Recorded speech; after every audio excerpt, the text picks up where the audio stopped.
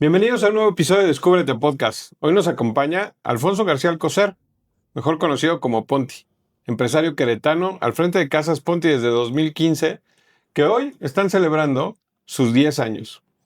Bajo su compañía ha entregado más de 10,000 viviendas en la región. Alfonso ha sido reconocido como empresario del año, ha ocupado cargos relevantes en Canadevi, en Coparmex, en Club de Industriales y seguramente en otras más que no pudimos encontrar. En esta conversación, profundizaremos en los inicios, sus desafíos y la innovación en el sector tradicional, cómo liderar con propósito y qué lecciones ha aprendido de construir algo que trasciende estructuras físicas. Alfonso, bienvenido a Descúbrete Podcast. Héctor, muchísimas gracias por la oportunidad. La realidad es que siempre es un gusto saludarte y más en este nuevo episodio de tu vida, que la verdad es que yo lo conocía, pero no me había tocado estar participando aquí con ustedes. Gracias por la invitación. Alfonso, o mejor, Ponti, antes de entrarle a todo esto que has logrado en estos últimos 10 años, que creo que vale la pena mucho tocarlo, naciste en Querétaro, el menor de 14 hermanos. Somos una familia de queretanos, ya como a punto de extinción. Somos 14 hermanos. Yo soy el más chico de 14. Mi hermano mayor me lleva 20 años. Mi padre muere cuando yo tenía 14 años. Mi hermano José Antonio hizo las veces de mi papá, porque con él, vamos a decir, crecí la etapa de la juventud o sea, la parte, inicios de mi profesión, o profesionalmente hablando, con él estuve pues a cargo. Mi mami, queretana de nacimiento, muere en 2008. Ya mi mami sí nos duró mucho más años, gracias a Dios. Pero sí somos una familia de queretanos. Hoy en día de los 14 han fallecido 3, el más grande, José Antonio, después Alejandro, que fue el que me invitó a incursionar directamente en la vivienda, y Marta Elsa, que hace unos meses se nos fue. La realidad es que la seguimos recordando mucho. Y todos los demás hermanos, los 11, ya vivimos todos en Querétaro. En México vivía Marta Elsa, José Antonio, que ya murió, y Roberto, y ya todos estamos en Querétaro. Tenemos una casa que es la casa familiar, que es la Hacienda de la Capilla. Aquí está una de las bodegas, que son mis oficinas. Y en esta casa la conservamos prácticamente para el convivio familiar. Mi mamá nos inculcó mucho la parte de las relaciones entre los hermanos. Venimos de una familia basada o educada en la cultura del esfuerzo, que prácticamente pues, te hace salir un poquito adelante, no esperar a que te lo den todo. Y la realidad es que mi padre, agricultor y ganadero, fue presidente de la Unión de Agricultores y Ganaderos de Querétaro, de la feria que hacen en finales de año, y tenemos un legado de él hacia el campo y hacia los animales. 2 de mis hermanos son agrónomos, uno es veterinario. O sea, yo pensé mis pininos, entré al TEC de Monterrey un semestre de agronomía. Yo pensé que mi futuro, mi fortaleza y mi predicción por la vida sería dedicarme al campo y a los animales. Desde muy chico, pues vendo pacas de avena, de alfalfa, metimos a la venta de aguacates, metimos a la venta de puercos. O sea, siempre dedicado a ese ramo. Y la realidad es que yo pensé que mi vocación era esa. Al momento que entro yo a estudiar agronomía, me doy cuenta que mi vocación no era la agronomía. Me gustaba el campo, pero mi vocación era la administración. Y entonces ahí es donde prácticamente el parteaguas de mi vida viene: primaria y secundaria en la escuela Fray Luis de León de los padres Agustinos Recoletos, aquí a un costado de la hacienda. Eran terrenos de la familia. Mi padre siempre fue un benefactor silencioso. Les regaló el terreno del Fray Luis de León, les regaló el terreno también al Alma Muriel, a la escuela, regaló el terreno también del asilo de ancianos, regaló el terreno del hospital civil. O sea, era una persona que se dedicaba a hacer el bien. Hasta hoy lo podemos mencionar. Él nunca lo quiso vamos a decir, no, era un benefactor silencioso, no quería presumir de lo que había hecho ni en las obras que estaba, y ahí curso primaria y secundaria. Después me voy a la preparatoria, al Instituto Queretano San Javier, ahí curso la preparatoria, salgo de ahí, me voy un año, digo, me voy 6 meses a un semestre del TEC de Monterrey, agronomía, me salgo y como yo no podía estudiar y trabajar en el TEC, me cambio al alma mater, a la Universidad Autónoma de Querétaro, que fue la que La me UAC. ofreció horario corrido. Y la realidad es que como queretanos para nosotros es un orgullo ser egresados del alma mater de la Universidad Autónoma de Querétaro. Y ahí estudio administración de empresas. La realidad es que hasta ahí todavía, vamos a decir, era vida y dulzura. Yo seguía dedicándome en ese tiempo en estudiaba, trabajaba de 8 a 3 y estudiaba de 4 a 10,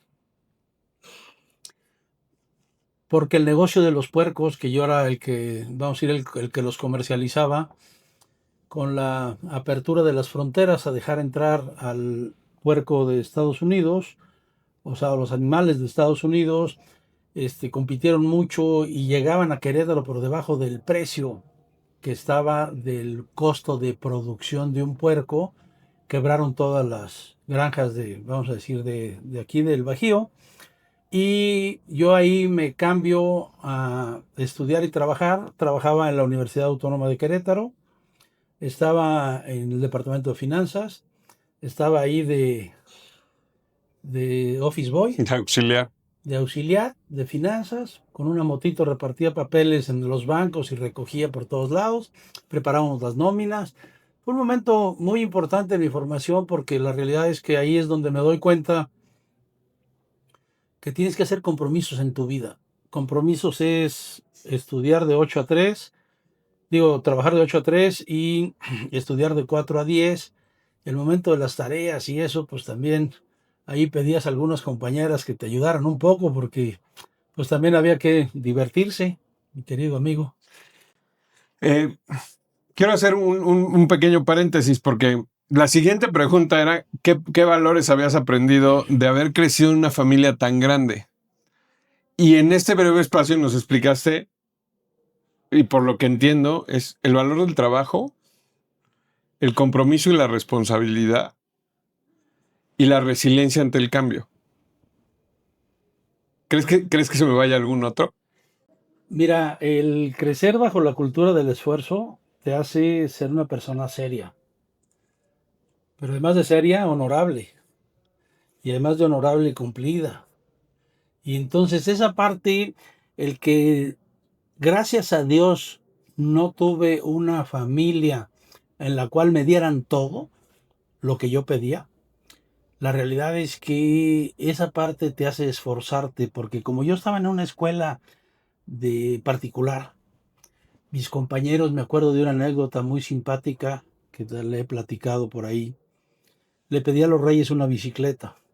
En ese tiempo estaban las bicicletas Vagabundo y las Chopper. Claro, Vamos, claro, así con wow, unos... wow. Ajá. Todos mis amigos traían Chopper o Vagabundo. Entonces yo dije, pues me ha ido muy bien, me lo merezco, me la van a traer. Y mi mami, que era una persona linda, se le hizo muy fácil decir que me traía una bicicleta de mujer para que lo usara con mi hermana.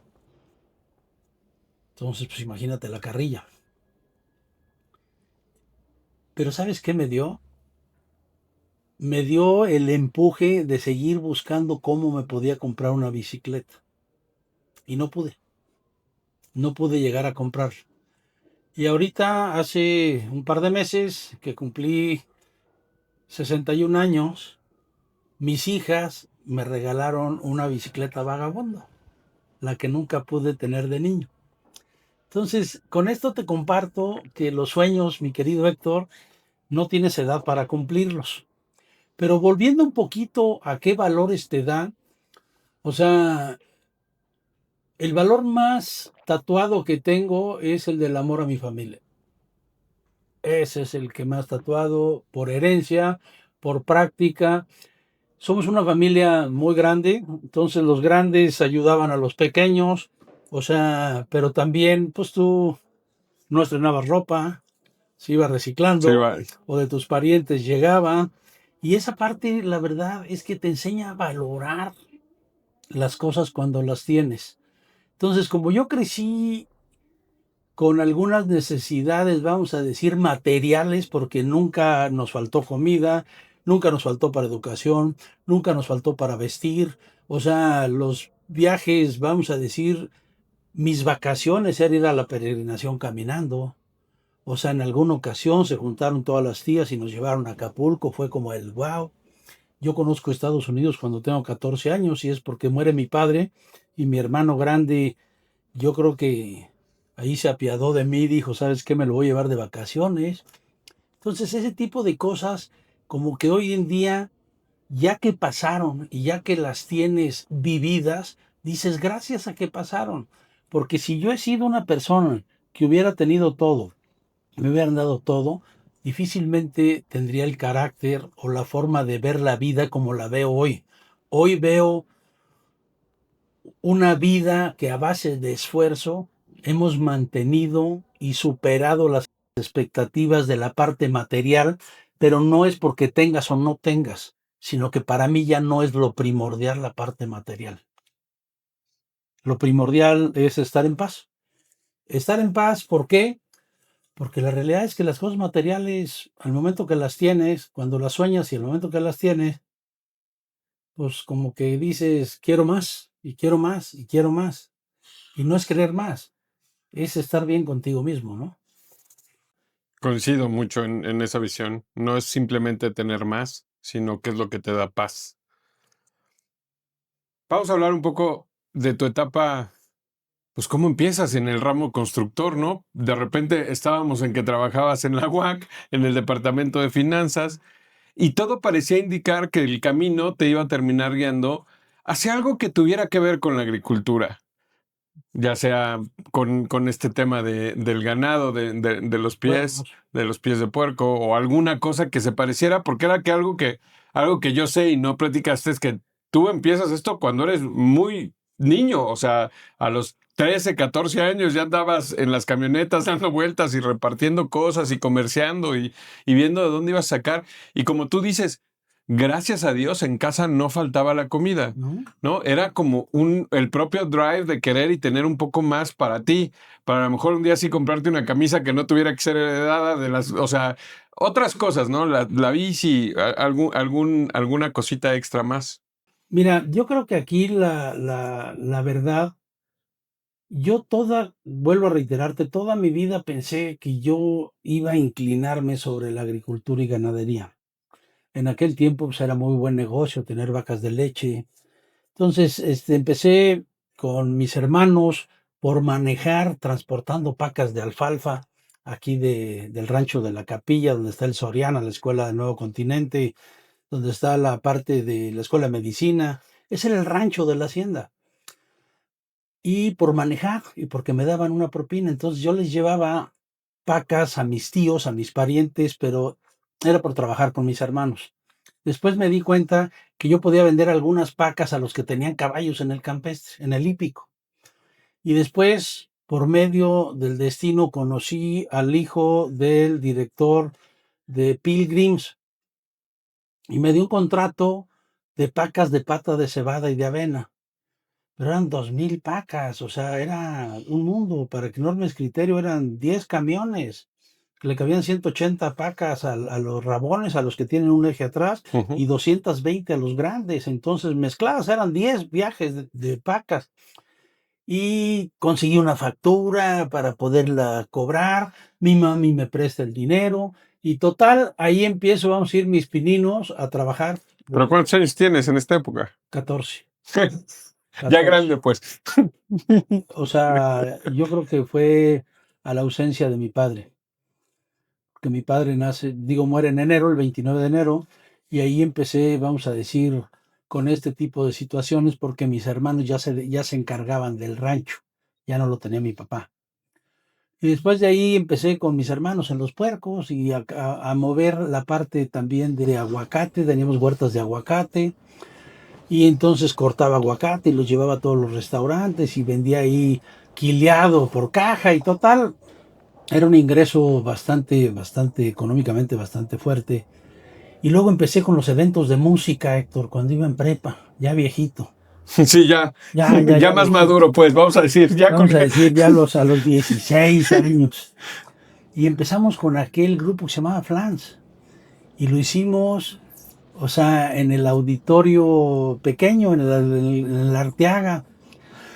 Y después, como fui un joven muy inquieto, me dediqué a traer conciertos a Querétaro. Pero yo traía conciertos, pero no tenía gastos fijos. Un pariente, ahí era director de los discos Semi Capitol. Mi hermano José Antonio, al cual estoy muy agradecido de por vida, de la vida y de, vamos a decir, conducirme por la vida. Él era abogado de Televisa, entonces con mi pariente y con mi hermano conseguía contactos y contrataba a los artistas. Y yo creo que hice más de 80 conciertos, Héctor.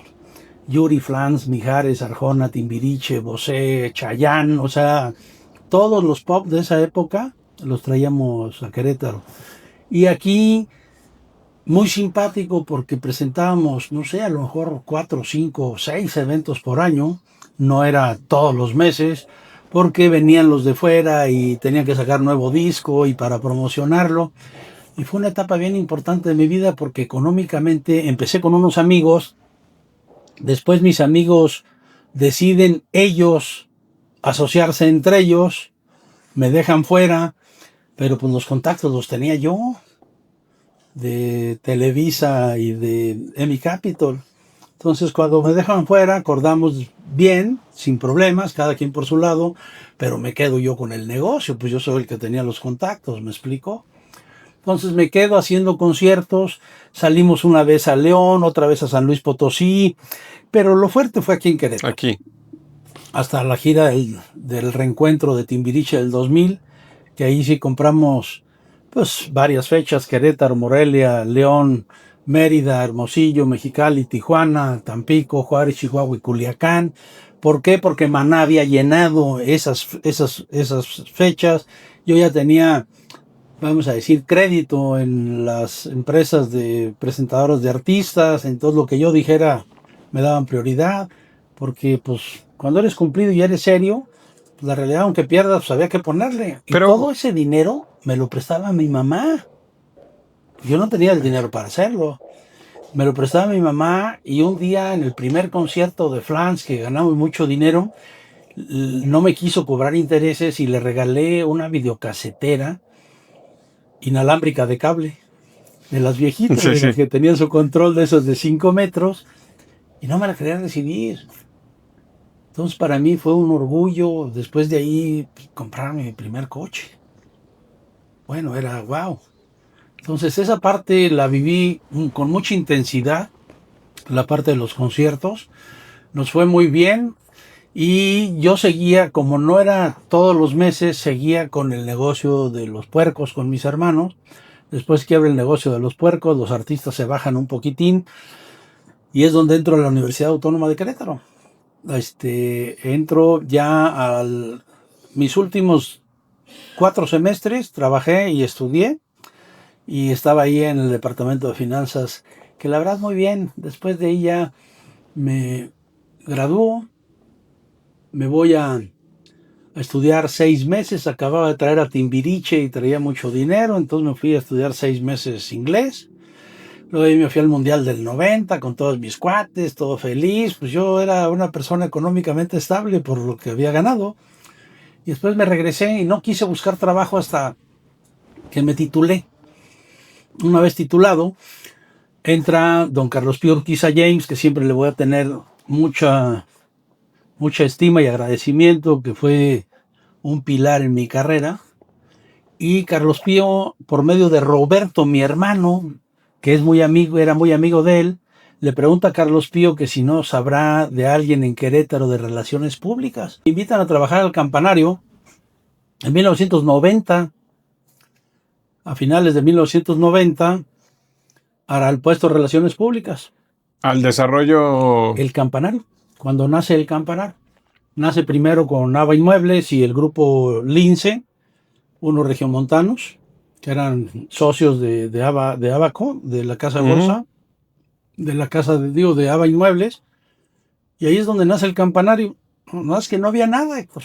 No había nada más que unos garambullos. Nosotros, porque ya le conocíamos las brechas y aquí iba a haber y un hoyo que vas a volar la bola y mira, eran puras sueños guajiros, no había nada. Una maqueta. Una maqueta, vendíamos el club, vendíamos terrenos, la primera etapa, decía, pero pues, no hay nada. Total, muy barato.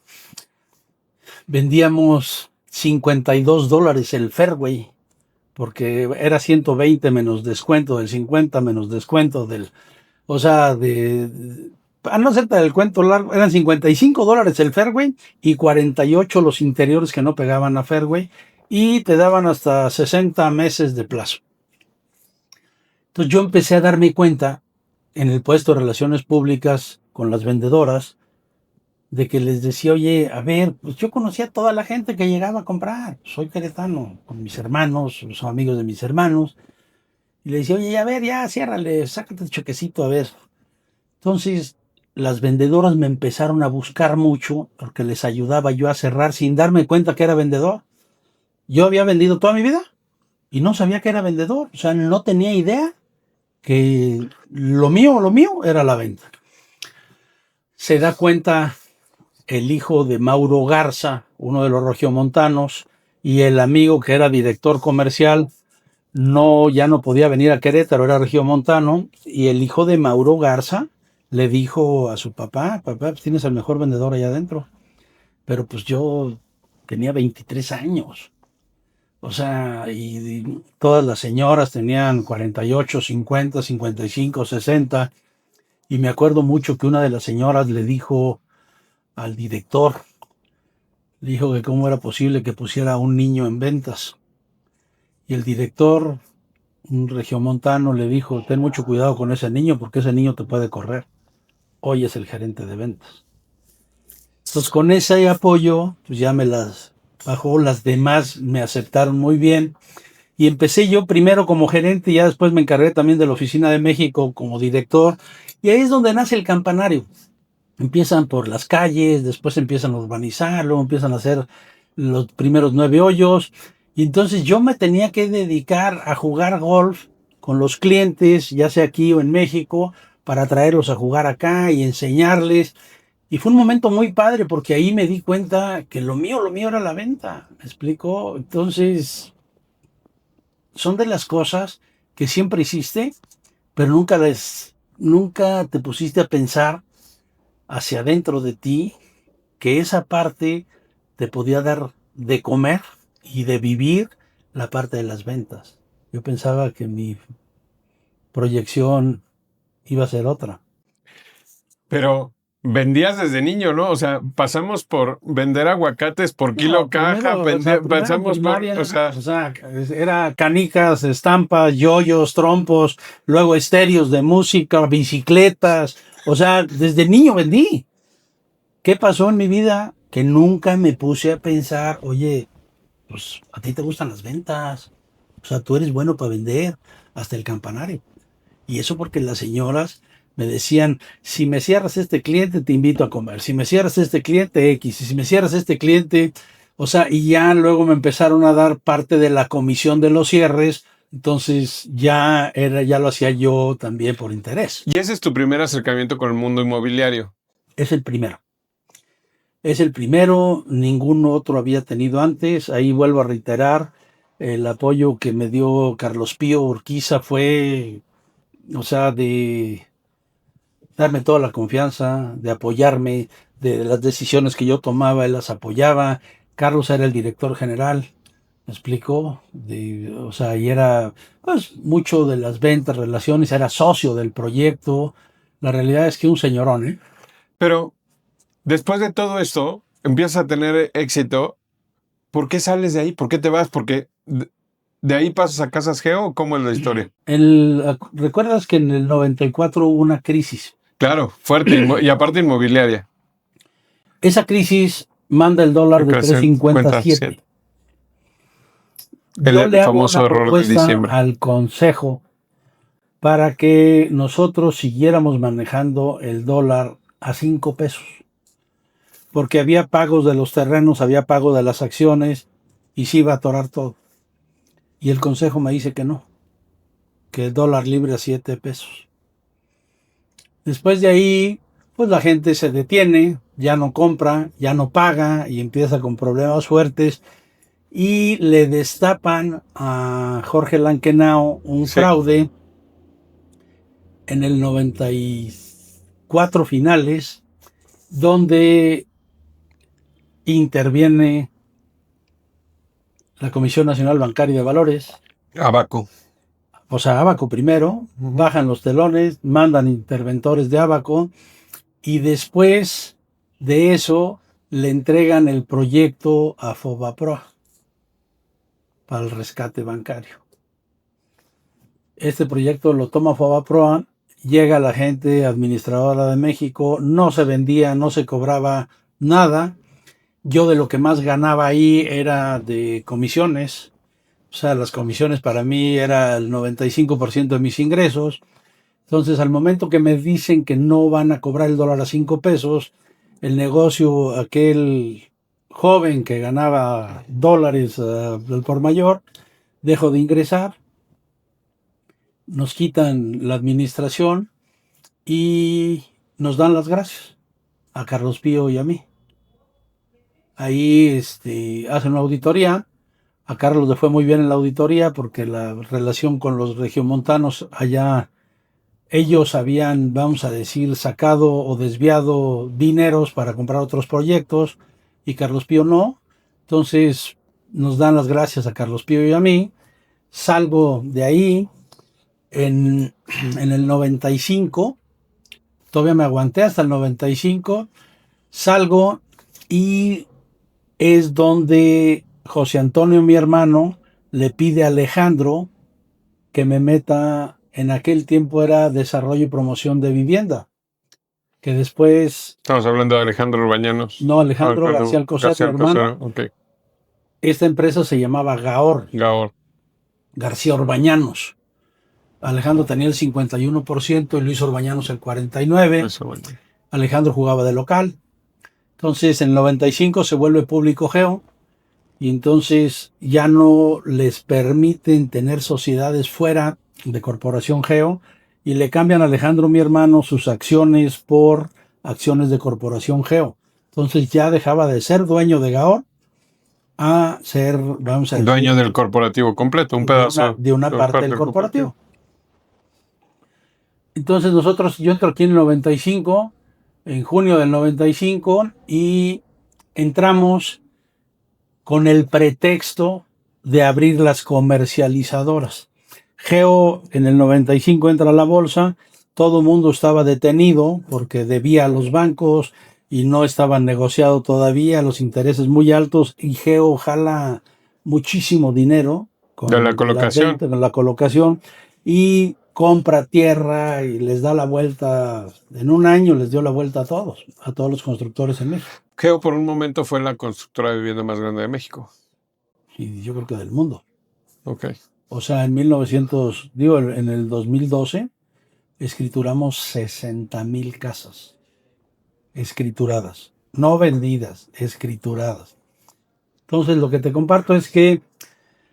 Ya hiciste una carrera de muchos años en Geo. Entro en el 95, entro abriendo las comercializadoras, antes nos vendía la CTM y las cámaras unidas. Acuérdate que Infonavit es tripartito, son las cámaras, Canacintra, Coparmex y Canaco, la parte de gobierno y la parte perdón, las cámaras, los trabajadores y la parte de gobierno. Entonces las cámaras, había una comercializadora de las cámaras que le vendía Canaco, Canacintra y Coparmex. Había otra comercializadora de CTM que le vendía a los trabajadores y había la de Infonavit que no colocaban, y en aquel tiempo pues fue mucho que ellos urbanizaran y edificaran y cobraran, y ahí es donde nace fuerte la línea 2, que es tú compras los terrenos, tú consigues tu financiamiento, construyes las casas y consigues crédito de Infonavit o clientes de Infonavit para poderles vender. Y en esa línea 2 es donde, o sea, Geo despuntó fuertísimo. Brutal. Fuertísimo. Hacían desarrollos enormes. Yo llegué aquí en un proyecto esto fue en el 2000. No, en 1995 llegué con un proyecto de 180 viviendas aquí ¿En este, Querétaro? en Querétaro, que no podían vender. En las inmediaciones se llama La Huerta y La Luna, dos fraccionamientos. Ahí en las inmediaciones de Plaza Sendero, y no se podían vender. Llego yo a abrir la comercializadora, le pido a CTM y le pido a Ceprosip, que era la comercializadora de las cámaras, que me ayudaran a vender. Ceprosip me dice que sí, pero era una comercializadora muy mala. Y CTM me cierra las puertas, me dice que conmigo no va a trabajar, que él ya tiene otro par de constructores que son sus aliados y sus preferidos. Y entonces me meto a leer la ley de otorgamiento de crédito y me doy cuenta que el trabajador es libre de escoger su vivienda, no el sindicato los asigna, como era en esa época. O sea, el sindicato te asignaba un folio, era como una autorización de un crédito, y si te sacabas una casa, te cuenta que te hubiera sacado la lotería. Entonces me doy cuenta que el trabajador es libre de escoger su vivienda y empieza la campaña publicitaria, que yo soy ingeniero en administración y mercadotecnia, siempre me ha gustado hacer la mercadotecnia, y empieza la campaña de no te dejes engañar, tú eres libre de escoger tu vivienda, yo sí te doy vivienda cuando nadie traía, y empiezan las filas de gente a aparecerse aquí. Entonces en aquel tiempo me llama el líder de la CTM y me dice, oiga, pues qué hubo. Entonces yo me doy cuenta que CTM les pagaba 50 pesos por cada crédito y yo les di 200. Entonces tenía la fila de todos los líderes sindicales aquí afuera. Y ahí también me encuentro a un amigo de, de Mave, de Astral, que le habían hecho un fraude de vivienda, en el cual yo tenía las casas, él tenía los clientes.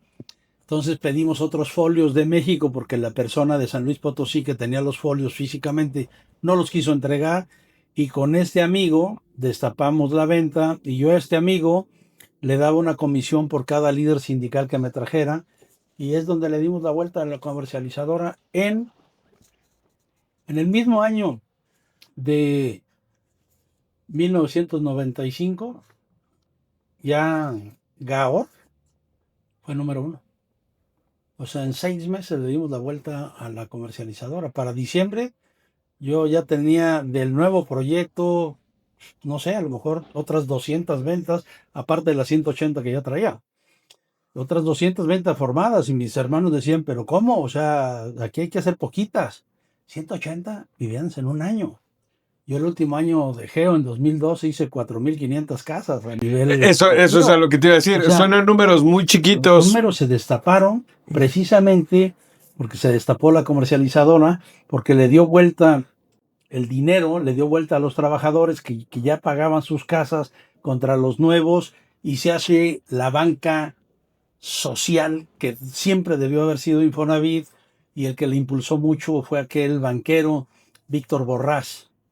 Yo creo que don Víctor Borrás es el artífice del volumen de vivienda en México, de la banca social. Caminas 15 años más adentro de Geo. Estuve 20 años. 20. Estuvimos 20 años. Geo en 2012 te comentaba que escrituró 60,000 casas. En 2013 entra la ley de vivienda que dice que no podías construir hasta 3 cinturones. El bando 2, algo así se llamaba. O sea, Algo así. era la zona, la zonificación primaria, secundaria y terciaria. O sea, 3 zonas.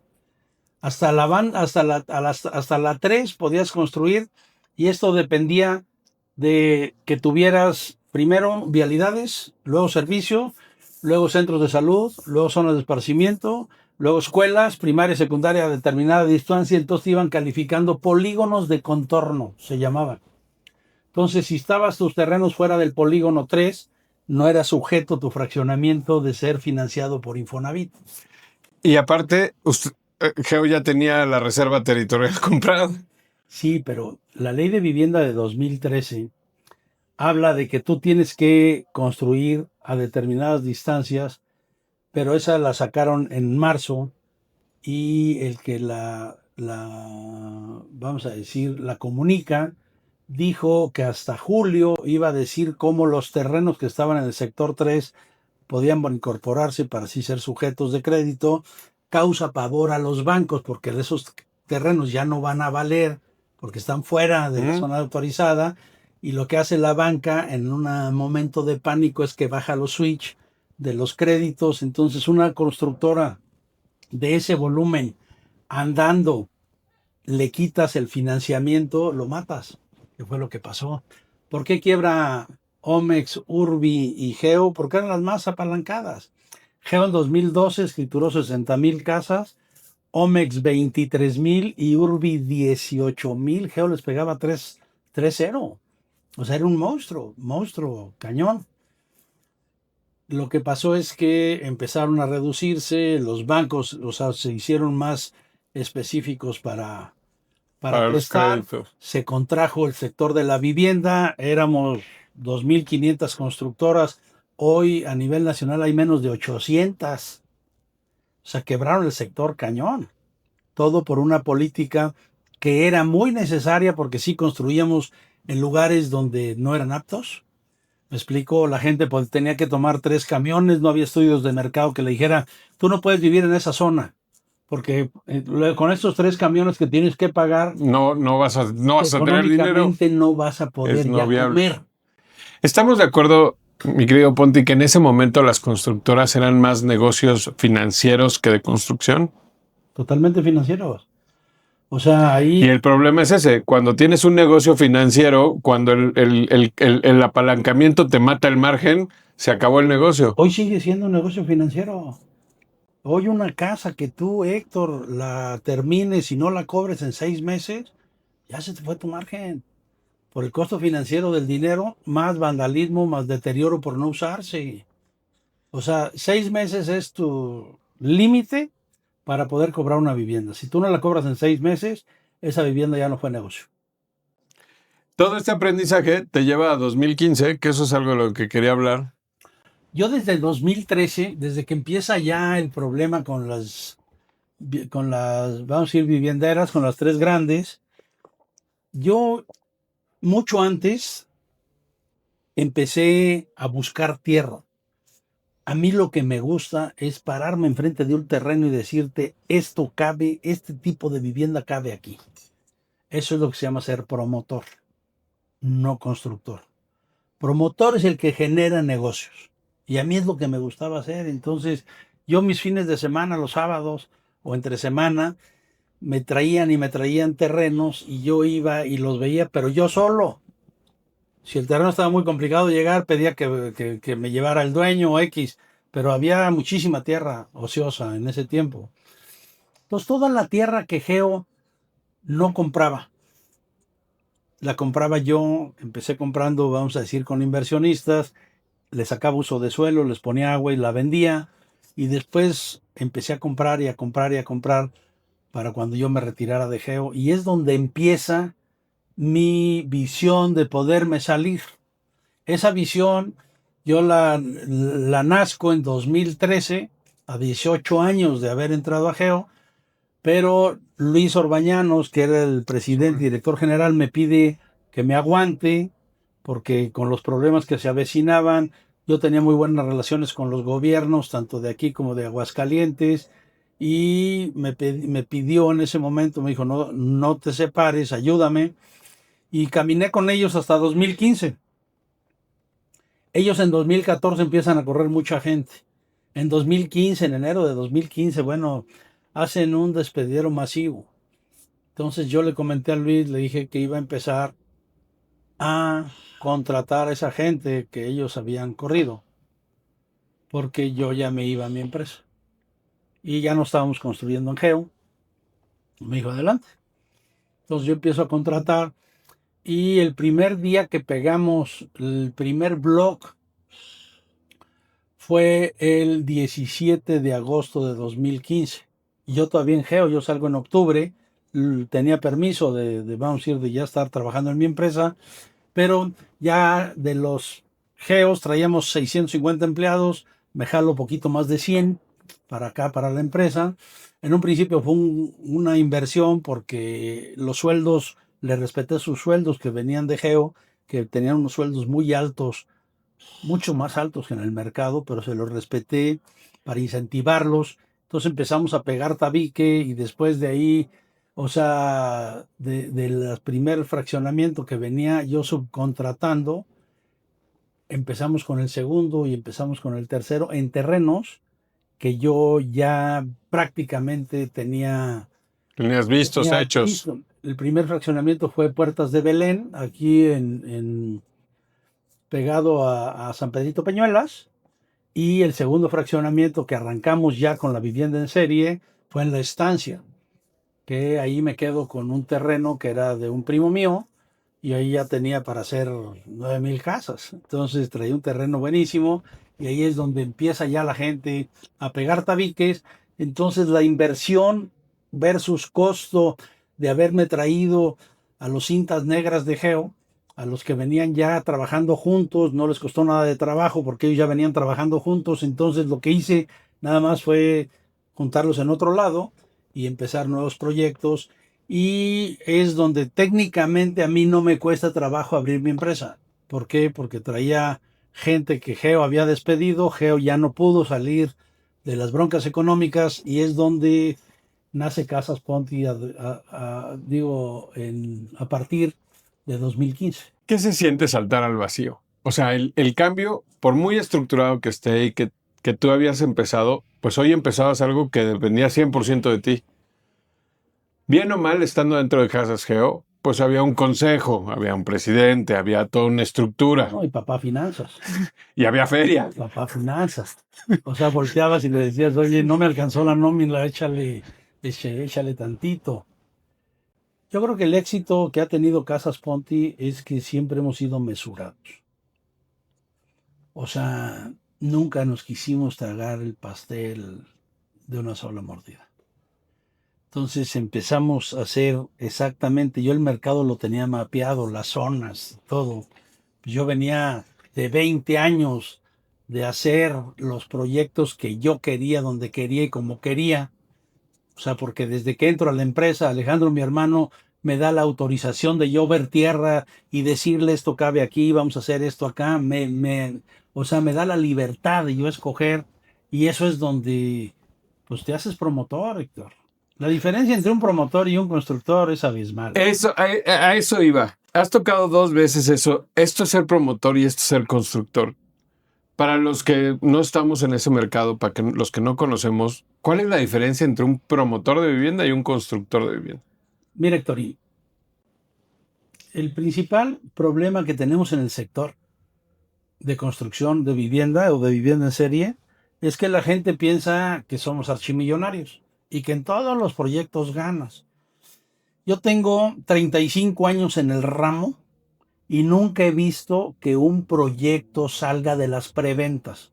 Entonces toda la gente dice, oye, mi pariente tiene un terreno, este cuate construye, entonces se les hace muy fácil juntar todo. Y voy a prevender y de ahí voy a sacar lana Y para con la empezar a preventa construir. se va a hacer solo, entonces no, yo necesito capital, yo necesito respaldo, se quieren comer el mundo a puños, tienen alguna persona conocida que vende y dice pues que venda fulano o fulana y entonces creen que con eso van a salir. El problema que tiene la gente, cuando tú eres promotor de vivienda, llegas, te paras en un terreno, lo primero que ves son las distancias o lo que vas a tener que crear de infraestructura para que ese terreno nazca. La segunda es en dónde vas a tener los disparos de las necesidades que tenga que ser. La tercera es de qué tamaño tiene que ser el proyecto para que tú puedas picar un pozo, crear tanques, o sea, crear la infraestructura, plantas de tratamiento, traer la luz de X kilómetros. Toda esa parte la tienes que analizar. Pero entonces hay indicadores que no fallan. O sea, lo primero es que llegues, te pares en un terreno y te hagas la primera pregunta, ¿yo viviría aquí? Si yo ganara 20,000 pesos ¿Compraría una casa de 800 aquí o no? Y si la compraría, ¿por qué la compraría? Y si no la compraría, ¿por qué no la compraría? Entonces te empiezas a contestar tú solo en ese contexto o en ese entorno en donde dices, este proyecto puede salir o definitivamente no va a salir. Hay proyectos. Perdón que te interrumpa porque me quedé y creo que es algo que cuando hablas de la infraestructura genera un gasto muy fuerte. Traer la luz, el agua, picar un post, todo esto, Vialidades. ¿no? Vialidades, todo eso son costos muy grandes que tú desde que llegas a un terreno puedes, conociendo el mercado, más o menos medir si esto va a costar 100, ok, necesito hacer por lo menos 5,000 para que salga eso es Y a para lo que hacer te refieres. 5,000 hay que comprar 50 hectáreas. ¿Por qué? Porque te caben 100 casas por hectárea. O sea, Ok, en el bueno, nicho, vamos a decir, de saturación máxima. Entonces, si el terreno tiene un uso de suelo para hacer 80 casas, sabes que puedes hacer 80 casas, entonces ya haces un mix entre edificios y dúplex. Oye, me cabe H3 60 casas por hectárea, entonces ya puedes entrar a lotes unifamiliares de 6 por 15. Oye, es que me caben 40 casas, caray, pues entonces ya puedes entrar a lotes de 8 por 15 o por 16 o por 17. Entonces, automáticamente te empiezas a situar. La otra, ¿qué tipo de vivienda hay alrededor? Entonces, tú quieres sacar una vivienda de verticales carísimos al lado de, no sé, de alguna colonia irregular. Está complicado, porque entonces los que se suben a tu rascacielos, ¿qué van a ver? Casas no terminadas, casas a medio construir, o sea, van a ver periferia, va a haber inseguridad en esa zona. ¿Qué tienes que crear para que no exista la inseguridad? Y entonces es donde te das cuenta, por ejemplo, nosotros hemos hecho grandes ciudades. O sea, hay un fraccionamiento que me tocó a mí desde comprar la tierra para hacerle los accesos, porque si yo entraba por el otro lado, hay mucha tierra ociosa. Entonces, si se me mete la competencia antes que yo entre a mi fraccionamiento, me gana las ventas. Entonces, todo tu esfuerzo comercial te lo quitan. Entonces, le creé una vialidad de 40 metros de ancha por otro, vamos a decir, por el libramiento surponiente, para que pudiera entrar a este fraccionamiento a mi proyecto solo. Entonces, todo ese tipo de cosas es subido en la computadora. O sea, bueno, hay terrenos que los hemos volado 3, 4 veces para ver dónde está, qué puede haber, qué se puede detonar. no es lo que te da el Excel. No, ni los estudios de mercado. El problema también de los que se sienten promotores es que toman un estudio de mercado como si fuera la Biblia. El estudio de mercado es una foto momentánea de las necesidades reales o de venta o de absorción que hay en ese momento. Entonces, si tú tienes, por ejemplo, en el estudio de mercado, un nicho de mercado, la vivienda de 800 a 1.200.000 y tienes 36 meses de inventario, pues esa vivienda no es que la vendas al mes 37, pero está saturado ese mercado. Si tú en el nicho de 1.200.000 a 2.500.000 te das cuenta que hay 6 o 8 meses de inventario, ahí puedes entrar. Sí puede ser indicativo, mas no normativo. Entonces, lo que te hace ser promotor es llegar a un terreno y decir, o compro más tierra, o hago un proyecto de esta manera, o definitivamente mejor no lo compro. Hoy en día, por ejemplo, Héctor, se pone a jugar muy fuerte las zonas que se inundan, que antes no jugaban. No jugaban. Ahorita nosotros traemos 4 proyectos desechados por zona de alto riesgo de inundación. Hay un proyecto que tuve que subirle las plataformas 3,50 metros. Que es un costo enorme. Un sobrecosto enorme. Que lo que pasa es que la ubicación me dio chance de subirle a cada departamento 200,000 pesos. Si no, no hubiera podido ser. Pero yo no me puedo poner en un proyecto abajo del dren pluvial, porque si se desborda me inundo. Entonces tengo que ponerme o igual o más arriba, para que el agua a mí no me toque. Pero esos son los riesgos que tu marca no puede correr. No sé si me explico. Claro, el riesgo reputacional. O sea, Yo hoy tenemos problemas, no tengo quejas en Profeco, por ejemplo. O sea, es una parte, porque la posventa, aquí nosotros el 30%, 40%, dependiendo la época del año, de mis ventas son por recomendados. Tengo vendedores que su 85% de sus ventas son por recomendados. Son muy hábiles para sacar recomendados. Hay vendedores, Bueno, y el producto es bueno, porque por muy hábil que sea el me vendedor, queda claro. si la recomendación es no, porque en su desarrollo se inunda, ten grietas, o sea, la No o sea, baja. podemos tener susceptibles a puertas, vamos a decir, que no cierran bien, a tener algunas, vamos a decir, Pero postventa se fisuras, hace cargo de eso. pero regreso a repararlos. Ese O es el sea, chiste. ahí vamos a decir, el éxito es que, o sea, antes de que 72 horas está arreglado. El, Me parece que el éxito, más que a 72 horas, es que has sido consistente con tus valores en la empresa. Aquí se trabaja, aquí se entrega a tiempo, aquí se es responsable, ¿no? O sea, es un tema de consistencia, Ponti, no es un tema Lo que pasa de es otra que hay cosa. diferentes liderazgos, ¿no? Hay liderazgos, pues puede ser por miedo, por admiración, y hay liderazgos en que aquí todos somos iguales. Yo camino más rápido, pero me están siguiendo todos la parte de atrás. Y yo creo que el gran éxito de esta empresa es que aquí se trata, como siempre fuimos una familia trabajando en Geo, aquí se sigue tratando a la gente como familia. Entonces, no tengo checadores. Aquí procuramos que la gente tenga los sueldos por encima del mercado. Vemos las condiciones favorables para que tengan un entorno laboral que les permita desarrollar su trabajo con tranquilidad.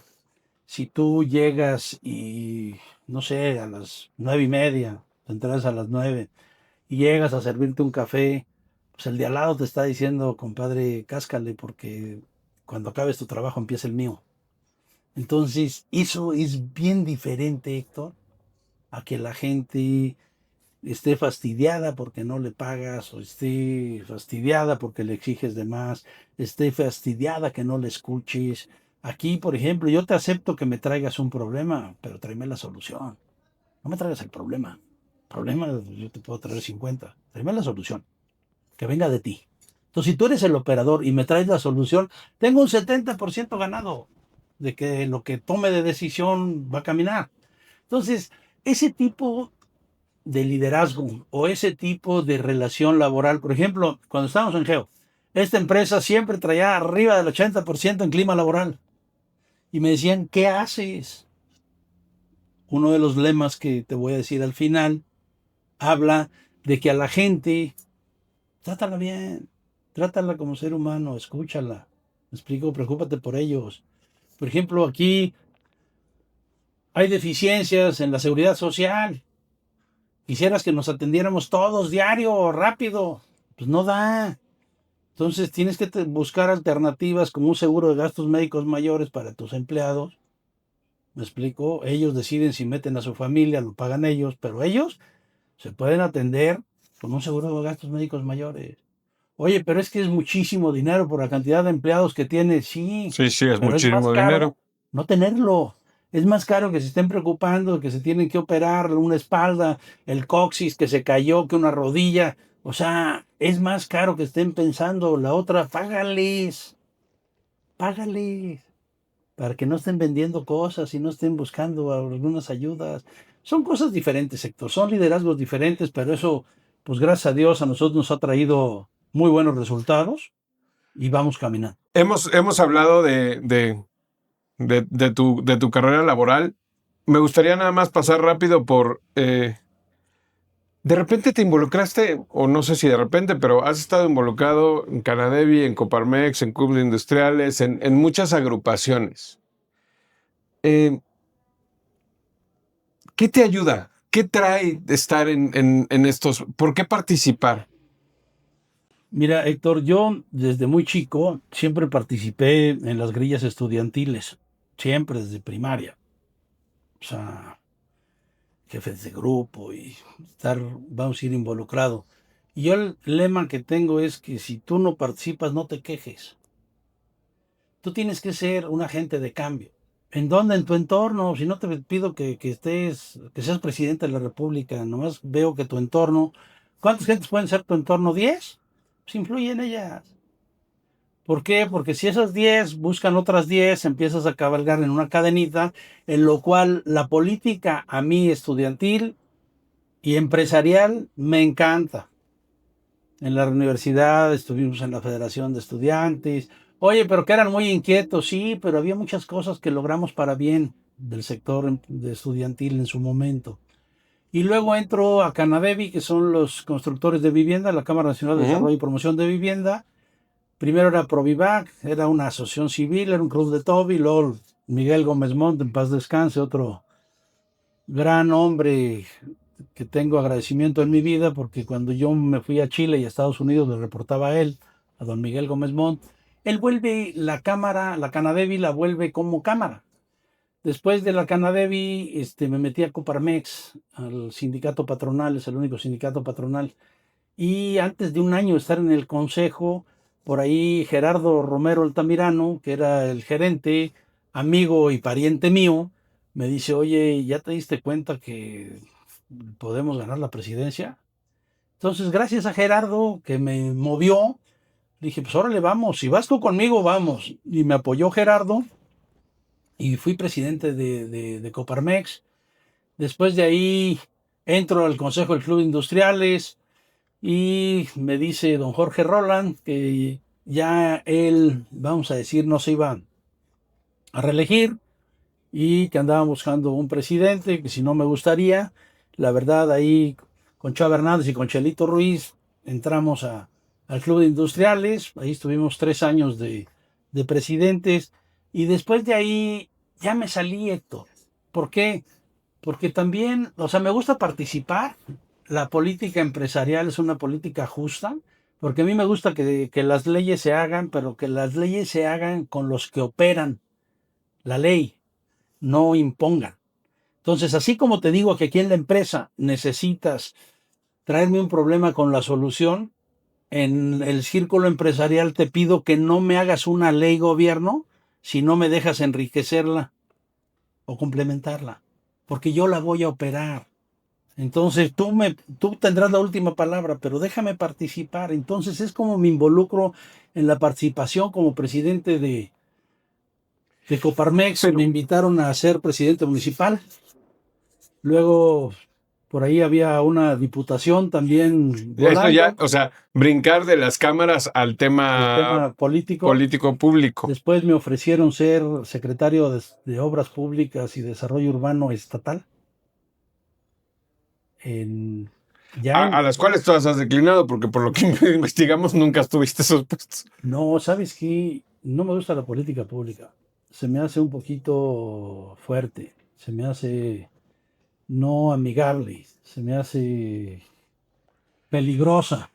Pero fíjate, algo que logras es complejo ser líder en una cámara como Canadevi, donde eres pues líder con tu propia competencia. ¿Cómo se gestiona la... Somos competencia, pero aquí somos cámara, entonces somos que estamos buscando un mismo objetivo como cámara, pero al final pues competimos porque desarrollamos, promovemos vivienda. Yo fui muy claro cuando entré a Canadevi. Les dije que ahí íbamos a buscar todos el beneficio del sector vivienda, no de una empresa. Yo no iba a gestionar ningún permiso, ni iba a ayudar con el agua, ni iba a ayudar con la luz. No te voy a ayudar en nada. Esto es para el código urbano y reglamentos. Ahí vamos a estar unidos, caminando, cabalgando junto en las reglas del juego, no en la operación. Es como pudimos tener un liderazgo fortalecido y fui 4 años presidente de Canadevica. O sea, Porque te fueron reeligiendo. O sea, también claro. lograste componer al sector público, decides no entrarle. No, ¿sabes qué? Vino un muy amigo, Sergio Chufani, un día aquí en mi oficina y me comentó que por instrucciones del licenciado José Calzada, en 15 días entraba en su relevo como secretario de Desarrollo Urbano y Obras Públicas del Estado. Y le dije a mi amigo que la realidad es que no quería entrar primero porque no me interesa la política y segundo porque no podía dejar solo a Luis Orbañanos, que ya se veía que empezaba Geo a la decadencia y que yo no era una persona mal agradecida para dejar solo a Luis Orbañanos. Entonces los dos motivos que tuve para desechar el cargo fue no me gusta y no soy mal agradecido. Y la realidad es que ahí, o sea, en su momento en la Coparmex también sonamos mucho para presidente municipal. La realidad es que, o sea, se fue pasando, pasando, pasando y dejas de ser moda, ¿me explico? Entonces, por momentos te mencionan porque pues los medios tienen que vender, pero la realidad es que no había mucho interés, ¿eh? Vamos a pasar a ya los últimos bloques porque también no queremos abusar de tu tiempo, pero vamos a decir que trabajan en un sector que la gente considera como tradicional. Hoy vivimos en un cambio tecnológico que no podemos dejar de lado. ¿Cómo lo están viendo ustedes? ¿Cómo crees que vaya a afectar en tu sector y en tu empresa? Mira, el sector de la construcción de vivienda en serie, de la vivienda industrial, ha sufrido muchos cambios. Han salido nuevas tecnologías. En algún momento, no sé si te acuerdas, salieron los moldes para hacer las casas de concreto. Ujú. Hay también sistemas constructivos, como si fueran Legos, que vas pegando piezas.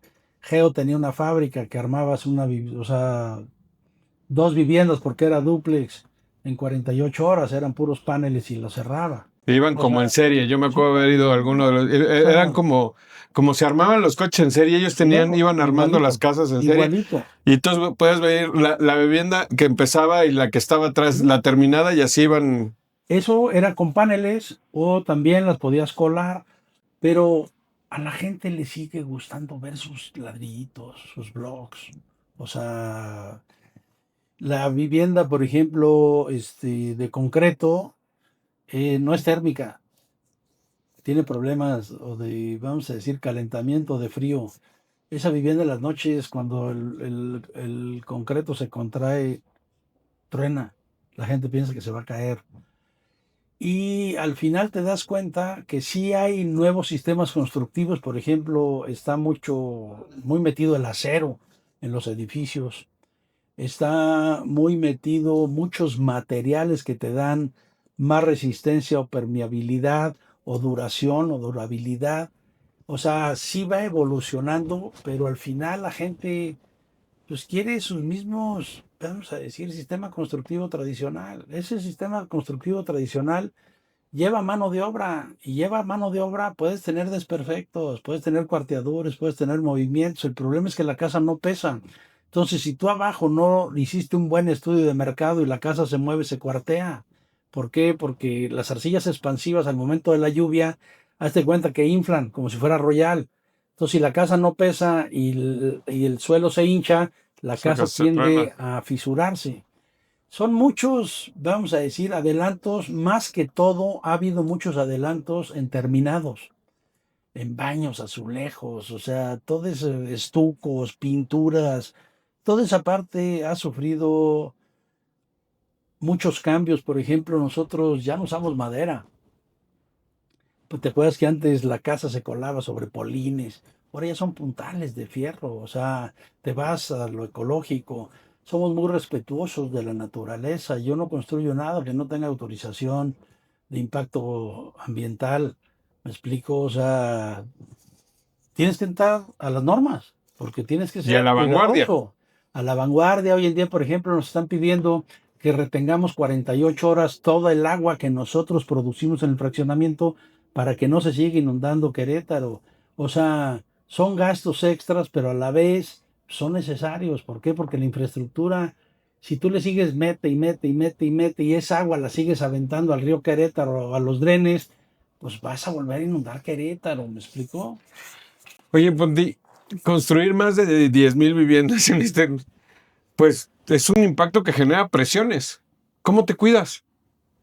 ¿Cómo cuidas tu salud mental? ¿Cómo le haces para desconectarte de vez en cuando? Mira, Héctor, y tengo un excelente equipo de trabajo. Tengo unas excelentes segundas manos. Yo hoy estoy metido en la planeación de 10 años. Yo hoy no opero, opera mi gente. Entonces yo los lunes tenemos una junta de 9 a 10 de la mañana en la cual se ven la problemática. O sea, nosotros estamos con un presupuesto anual, semestral, luego lo haces trimestral, luego lo haces Mensual. mensual y luego semanario. Entonces yo hoy, por ejemplo, tengo la proyección de que en la tercera semana de, no sé, por decirte, abril del año que entra, voy a necesitar 80,000 pesos. Hoy lo sé. Más o menos 10%. Pero hoy lo sé. Antes no sabía. Entonces, esa parte de administrar los negocios financieramente, pero también administrar los negocios basados en contabilidad de casa por casa. Yo sé cuántos tabiques se lleva esa casa, entonces los pongo y con ese tabique me tiene que levantar esa casa, más la parte, vamos a decir, de los insumos, de la parte del cable, del, no O sé, sea, un aparadores. control específico. Realmente es una fábrica. Es una fábrica. Yo hoy tengo viviendas en el mismo proyecto, que estoy despalmando el terreno, que estoy metiendo tepetate, que estoy colando losas, que estoy edificando, o vivienda que estoy escriturando en el mismo Que proyecto. tienes que tener perfectamente control, porque vamos a decir que te faltara 2 chapas por casa, pues multiplícalo por las casas, se vuelve un falta, o no sé, 20 ladrillos. O sea, tienes Antes que de tener esos muy claro. controles, el material caminaba o se construían obras paralelas. Llegamos a tener problemas con gente que desviaba material. El material caminaba. Quiere decir que, o sea, alguien tomaba el material para construir paralelamente lo mismo. Se llegó a pasar. Entonces, aquí la cuestión es que hoy en día yo no freno vamos a decir, mi sinergia de construcción si me están robando algo. Yo construyendo tengo que meterle las herramientas necesarias para que no me roben. No sé si me explico. Claro, O sea, yo tienes no un paro una control obra perfecto. como pararon los ductos para que no los chuparan. Ujú. No, no, no. O sea, aquí andando lo tienes que componer. Entonces el reto es seguir caminando con cada vez tener menos desviación de materiales. O sea, los controles hoy, los sistemas computacionales, la forma en que se opera, los checadores, como lo tenemos nosotros programado, o sea, la realidad es que cada vez hay menos merma. Entonces, para sumar, porque nos desviamos un poquito, tú te cuidas teniendo un gran equipo al que le puedes delegar. No cargas la presión de la empresa en tus hombros. Lo que pasa, Héctor, que ya son muchos años de experiencia y no hago mío los problemas. Los problemas son de la empresa. Y yo cuando salgo de la empresa, antes me llevaba los problemas a mi casa. Y resulta que tenía problemas en mi casa y problemas en la empresa. Hoy lo que hago es que salgo de la empresa, pues ya se quedó ahí. No te digo que había viendo la tele no me acuerde de algo y lo tengo que anotar, porque ahora ya tengo que anotar todo. Pero lo que sí te comparto es que ya no vivo 24 horas los problemas. Y la otra cosa es que yo no lo resuelvo. Tengo un aliado allá arriba que es el que lo resuelve. Entonces, para mí Dios es entregarle los problemas a Él y Él me va guiando por dónde se van a resolver. Yo antes los quería yo resolver y la realidad es que me costaba mucho trabajo y no lograba mis objetivos y cuando los lograba que no salían como yo quería me enojaba.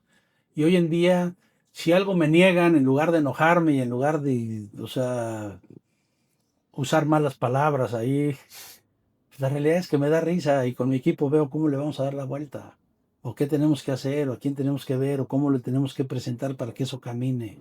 Entonces la forma de operar hoy en día ya no es al enojo, al arrebato, a la exigencia, a la prepotencia. Hoy en día es a confiar que las cosas van a salir en el mejor, de la mejor forma para que tú te puedas quedar contento y o te están invitando a hacer una segunda acción para que puedan caminar. Pero eso pues también hay que soltarlo un poco, no hay que dejárselo allá arriba. Haciendo tu parte, dejándoselo allá arriba. Coincido totalmente. Para cerrar, Mi querido Ponti, ¿qué papel crees que deben de jugar las empresas en el sector vivienda en esta contribución al desarrollo social? Me parece que la vivienda es como el centro de la familia, el centro de cómo empieza un mexicano a formarse su independencia. Y ustedes en el sector, pues tú desarrollas vivienda como en una gama muy amplia del espectro. ¿Qué rol juegan hacia el futuro las empresas de vivienda? Mira, lo primero que tenemos que hacer las empresas de vivienda sería ser respetuosos de la naturaleza, ser conscientes de que los materiales, o sea, muchos de ellos se están acabando, que el agua se está acabando, la luz. Pues hoy en día tenemos una necesidad de luz porque no hay conducción. O sea, puedes generar, pero no puedes transportar, no puedes conducir. Entonces, los recursos son finitos. Tienes que ser muy consciente de ello. Tienes que usar herramientas las cuales permitan cada vez menos usar, vamos a decir, productos que no se van a renovar. La otra parte es, tienes que pagarle a tu gente, Héctor. O sea, toda tu gente, la que está allá afuera, los 4, 5, 8, 10 que sean, saben exactamente cuánto genera la empresa. Entonces ahí voy a entrar al final que me avises a mis tres lemas. Es Mis justo tres, la siguiente pregunta. Pero a bueno, los tres lemas, ¿por qué? Porque si tú cuidas el entorno, proteges tus empleados, proteges a tu familia, ver en qué participas, o sea, necesidades altruistas hay todas, Héctor, todas, todas, diario hay N. La cuestión es que sí tienes que participar, pero tienes que ser muy cuidadoso, porque si no hay veces que te pueda salir un poquito de margen si ayudas de más. O sea, esa parte también tienes que ser muy consciente. La otra es, ten mucho cuidado en la forma que te endrogas, que debes. O sea, tú tienes que pensar en qué saldría mal. O sea, ¿cómo puedes hacer para calcular que esto pueda ser un éxito? Pues primero hay que ver cómo sería el fracaso. Entonces ya tienes ahí un momento caminado. Yo creo que las empresas constructoras que participan en obras sociales, que son altruistas, pero más importante para mí es que sean silenciosas, que no anden gritando o pónganme un eslogan y pongan mi eslogan que participé en una carrera. No, no, no. Calladito te ves más bonito. Y esa parte yo creo que tenemos una gran responsabilidad como seres humanos de estar en el lado en que tú puedes ayudar, no en el lado que necesitas que te ayuden. Entonces, si tú piensas de esa manera en cómo focalizar, cómo dirigirte hacia poder contribuir con las personas que menos tienen, pues yo creo que es una manera muy grata de pasar a ser un ser humano del montón a ser un ser humano diferente. Ponti, tienes dos hijas, una familia enorme, pero tu familia nuclear, lo que hoy es tu familia. ¿Qué legado les quieres dejar?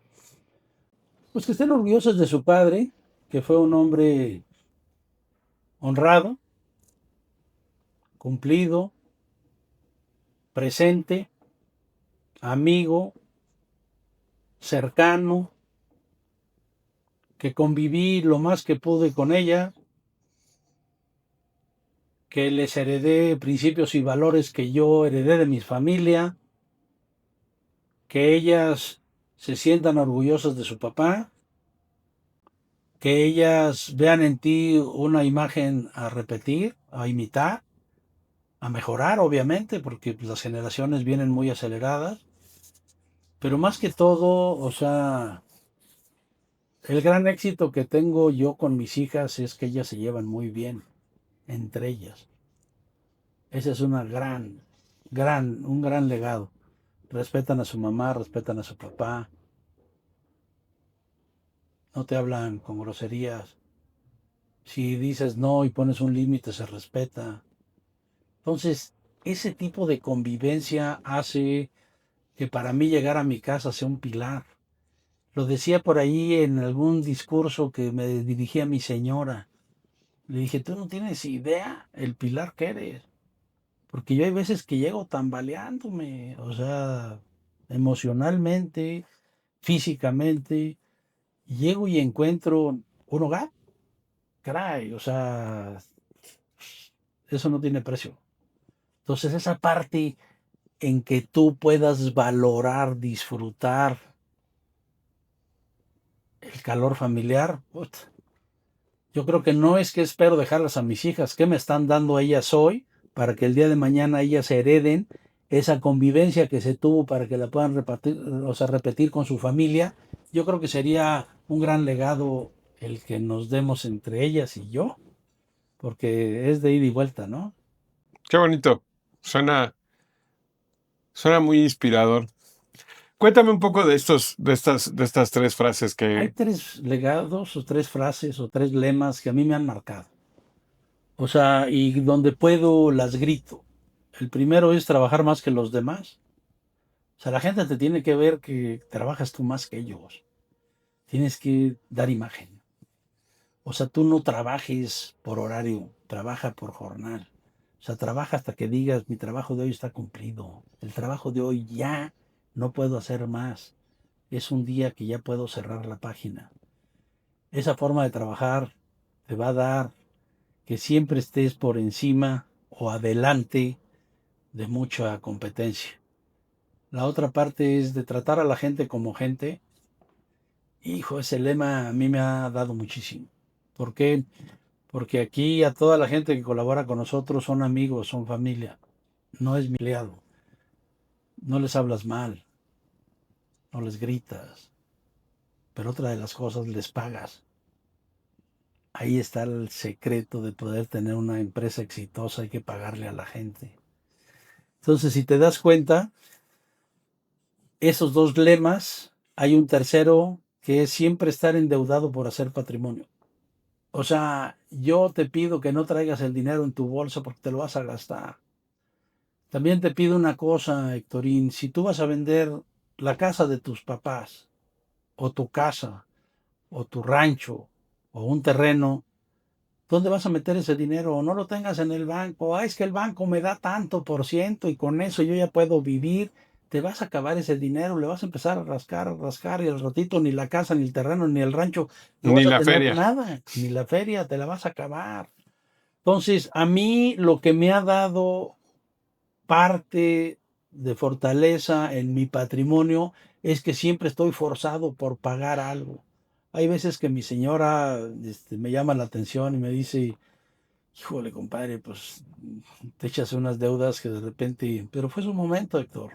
Y gracias a esos momentos que gracias a Dios ya pasaron, es donde pudimos estabilizarnos para poder empezar a caminar con piso firme, siempre endeudado, pero como te lo dije hace rato, con madurez, con mesuración, tienes que tener cuidado, porque tampoco, o sea, hoy día todas las instituciones bancarias lo único que quieren es prestarte. La cuestión es que también tienes que tener la cultura de pago. Y si tienes la cultura de pago, te puedes endeudar. Esos serían los tres lemas que yo les pudiera heredar a las personas que nos puedan escuchar. Poti, la última pregunta que le hacemos a toda la gente que nos hace favor de regalarnos algo de tiempo. Nosotros cuando generamos esta marca que se llama Descúbrete Más, nos gustó porque tiene una dualidad. El descubrirte quiere decir quítate lo que traes, ¿no? Cuando llegas al doctor te dice descúbrase. Y también quiere decir descubrirte, qué hay hacia adelante. ¿Qué podría significar para ti la palabra descúbrete? Yo creo que la palabra es muy amplia, Héctor. Mm. Yo creo que, o sea, el descúbrete primero es transitar y hacer, seguir haciendo las cosas lo mejor que puedas, lo mejor que debas. O sea, no escatimar en el caso de nosotros en calidad, pero también con calidad de ser humano. Porque, o sea, el descubrirte no nada más es seguir construyendo y hacer más y más y más y más, es también por qué lo estás haciendo, a quién estás ayudando, a quién estás llevando contigo. O sea, creo yo que así como la palabra es tan amplia, tienes muchos compromisos que puedes hacer hacia adelante, pero yo me quedaría con, yo me descubriría siendo mejor persona cada día, haciendo las cosas a conciencia. O sea, no al ahí se va. De repente llega un momento en que quieres todo rápido. No hay que hacer todo rápido. Hay que darle su tiempo para que pueda seguir fortaleciendo ese ser humano que quiere ser. Y ese ser humano, para descubrirse, pues tiene que seguir trabajando en su persona, pero seguir trabajando también en que las cosas las tienes que hacer mejor cada día en tu empresa, en tu entorno, con tus amigos, con tu familia. O sea, pero más contigo mismo hacia tu interior. Yo creo que ahí me descubriría yo. Alfonso, no tenemos nada más que agradecer tu tiempo. No, gracias a ustedes. La Muchas, verdad es muchas que gracias. una charla muy, muy padre. Muchísimas gracias. Y siempre abiertos a lo que se ofrezca, don Héctor. Muchas gracias. Muchas gracias a todos ustedes. Espero que hayan disfrutado este episodio con el buen Ponti y nos vemos en el próximo podcast. Gracias.